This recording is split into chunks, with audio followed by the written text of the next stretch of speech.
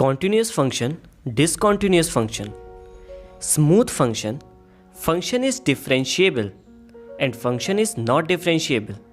ये सारे वर्ड्स आप बहुत फ्रिक्वेंटली सुना करते होंगे अगर आप मैथ्स और साइंस के स्टूडेंट्स हैं, और कई बार इनमें बहुत से डाउट्स रह जाते हैं। तो आज के वीडियो में हम इन्हीं के ऊपर डिस्कशन करेंगे। तो चलिए अब आप बिल्कुल रिलैक्स हो जाइए, क्योंकि अब आपको बहुत इजीली ये कंसेप्ट समझ आने वाले हैं। तो hello friends, I am Shubham and you are watching easy physics.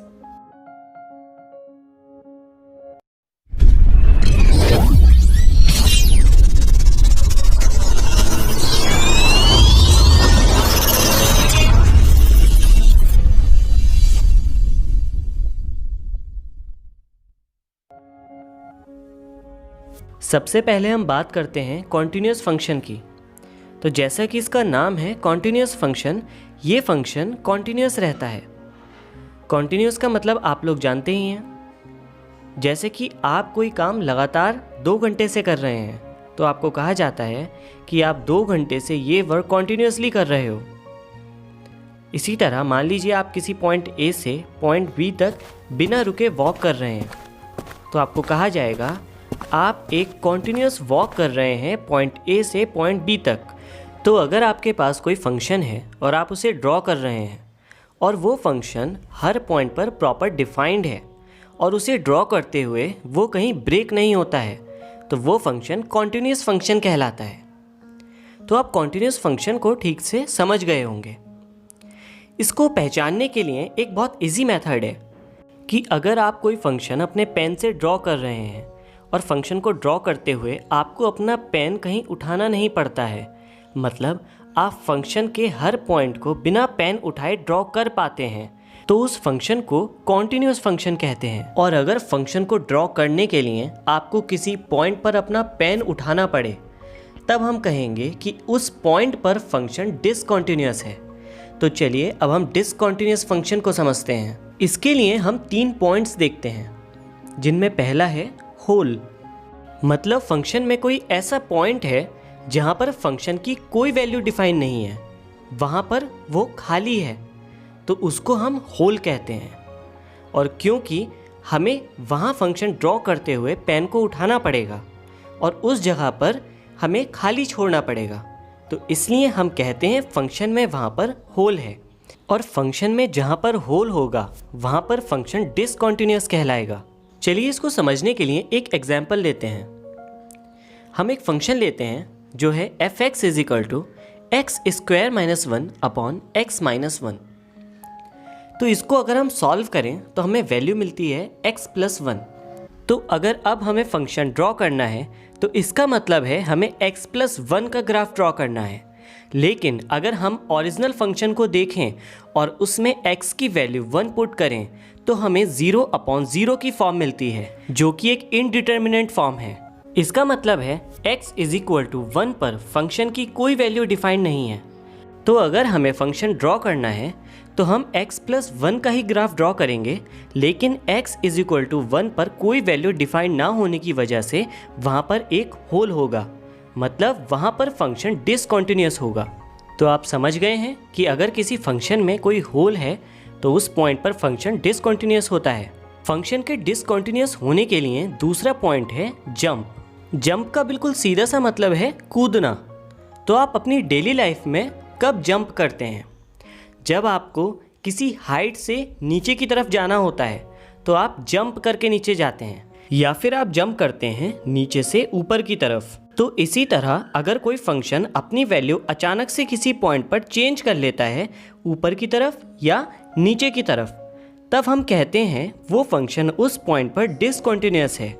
चलिए इसके लिए एक एग्जाम्पल देखते हैं। मान लीजिए कोई फंक्शन है f(x) = 2 for x is smaller than 3 and f(x) = x for x is equal to or greater than 3। तो यहाँ पर आप देख सकते हैं फंक्शन में x = 3 पर फंक्शन की वैल्यू में अचानक से जंप आ जाता है।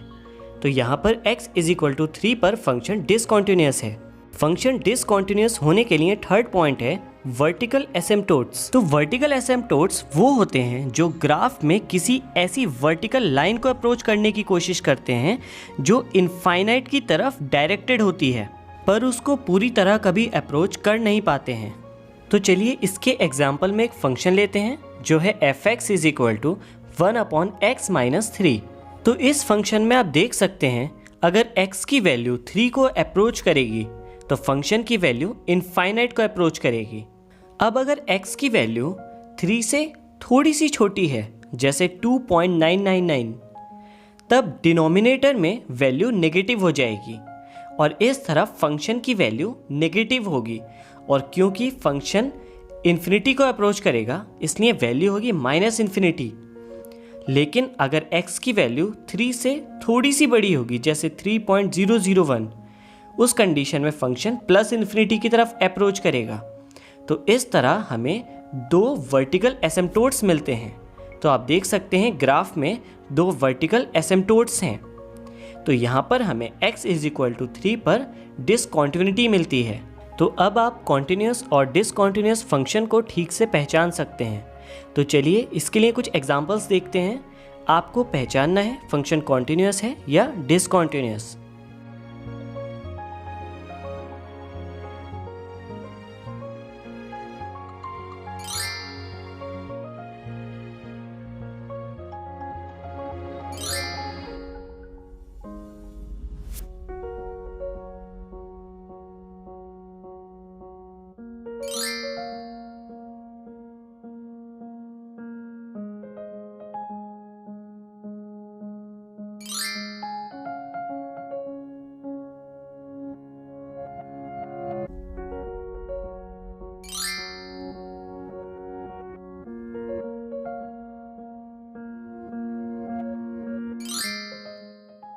अब हम एक मैथमेटिकल वे देखते हैं फंक्शन की डिसकॉन्टिन्यूटी को पहचानने के लिए।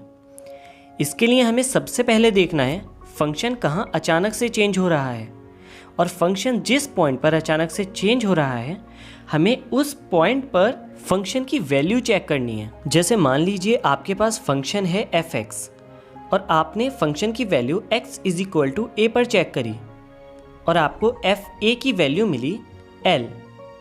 अब आप फंक्शन की वैल्यू चेक करेंगे a से जस्ट बिफोर वैल्यू पर और जस्ट आफ्टर वैल्यू पर। हम मानते हैं a से जस्ट बिफोर वैल्यू मतलब थोड़ी सी छोटी वैल्यू है a- और a से जस्ट आफ्टर की वैल्यू है a+।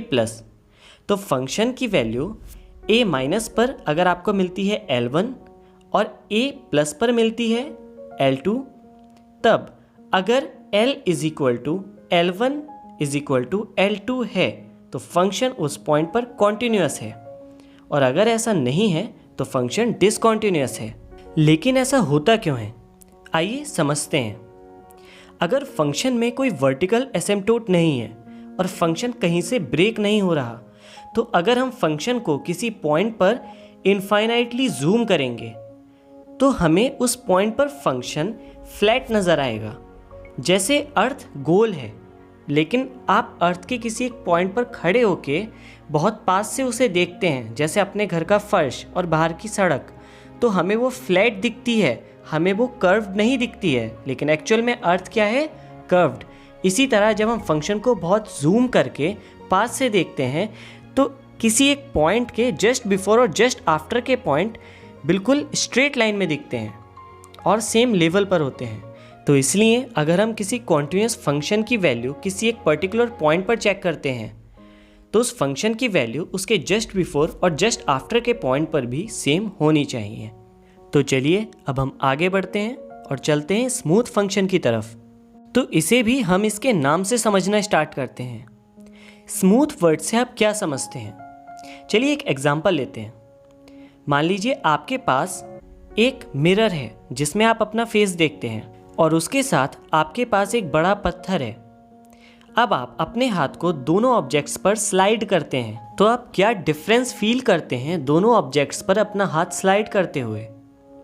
कौन सा ऑब्जेक्ट ज़्यादा स्मूथ है? ऑब्वियसली मिरर, क्योंकि मिरर पर हाथ स्लाइड करते हुए आपको कोई डिफ़िकल्टी फील नहीं होती, जबकि जब आप पत्थर पर अपना हाथ स्लाइड करते हैं तो आपको ऐसा फील होता है जैसे छोटे छोटे से कुछ दाने आपके हाथ पर चुभ रहे हों, क्योंकि अगर पत्थर को जूम करके देखा जाए तो बहुत छोटे छोटे से शार्प पीक्स होते हैं उस पर, जो उसके सरफेस को रफ बनाते हैं।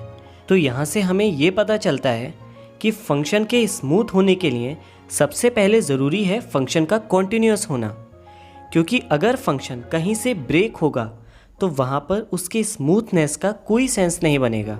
और दूसरा ज़रूरी पॉइंट है फंक्शन में शार्प पीक्स ना होना।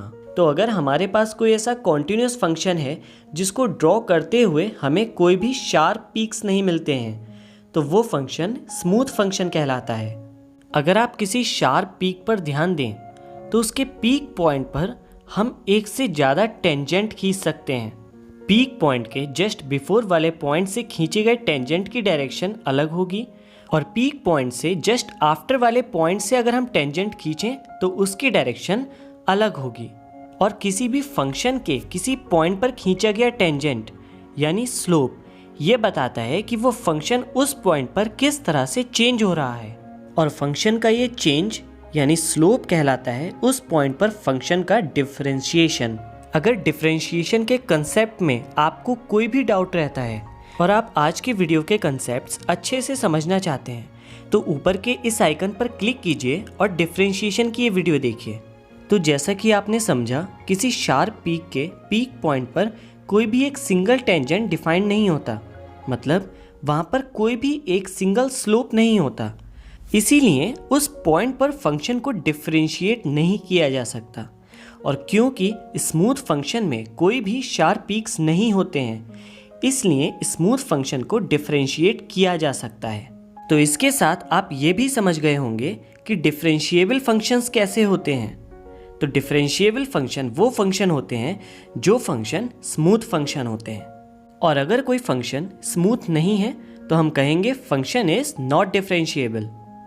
इसके साथ साथ हम स्मूथ फंक्शन की भी नई डेफिनेशन देखते हैं, जिसके according function must be continuous, मतलब फंक्शन कॉन्टिन्यूअस होना चाहिए, and function must be differentiable at every single point, मतलब फंक्शन हर पॉइंट पर डिफरेंशिएबल होना चाहिए। और इसके अलावा हम स्मूथ फंक्शन को इस तरह डिफाइन कर सकते हैं, if a function is continuous and its derivative is also continuous then the function is smooth function. मतलब अगर फंक्शन कॉन्टिन्यूअस है और उसका डेरिवेटिव भी कॉन्टिन्यूअस है, तब फंक्शन स्मूथ फंक्शन कहलाता है। डेरिवेटिव कॉन्टिन्यूअस होने का मतलब है फंक्शन हर पॉइंट पर डिफरेंशिएबल है। चलिए एक एग्जांपल देखते हैं। हम एक फंक्शन लेते हैं जो कि है f(x) = mod x।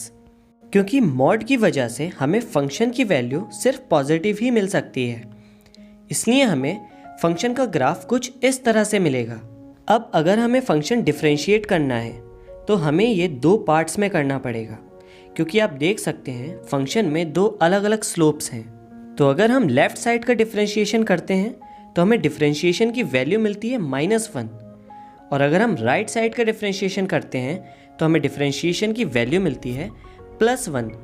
इस तरह से आप देख सकते हैं फंक्शन का डेरिवेटिव कॉन्टिन्यूअस नहीं है, उसकी वैल्यू अचानक से -1 से +1 पर जंप कर रही है, और इस तरह इस फंक्शन में यहाँ पर डिसकॉन्टिन्यूटी है।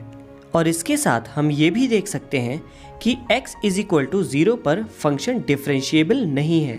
तो इन दोनों पॉइंट से हमें ये पता चलता है कि ये फंक्शन स्मूथ फंक्शन नहीं है। तो चलिए इसके लिए भी कुछ एग्जांपल्स देखते हैं। आपको बताना है फंक्शन स्मूथ फंक्शन है या नहीं।